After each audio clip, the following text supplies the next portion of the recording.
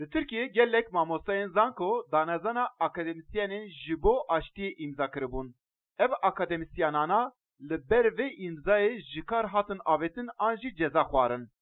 Ji van yek kesî akademisyen doçent doktor Çakır Ceyhun Suvariyê li ber îmzakirina em ê nebin hevparê vê sûcî, Suvarî jî ji kar hate avêtin û derketina derî Tirkiye jî hate qedexekirin. Çakır Ceyhun Suvarî ji bo ku debara xwe bîne ana li bazarê Cilûberg difroşe. Lêhurbûna wî li ser antropolojiyê Suvarî vê rewşa xwe wiha şîrove dike. Dema me îmza avê danezana akademisyona aştiyê piştî wê di sala 2017 da biryarnameya 689 hate weşandin.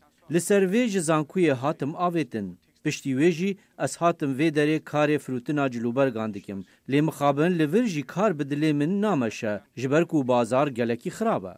Pirtûkên akademisyen Suvarî li ser Êzidî û êlên Kurdan e. Vana baweriya olî ya etnik Êzidî û ji tevgera gundî ya Ruslan heta roja me malakanin.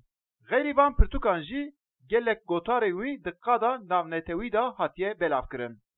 Li zankuya wanê di navbera salên 2009 û 2017 da min mamostatiya zankuyê dikir. Ez ji zankuyê hatim avêtin.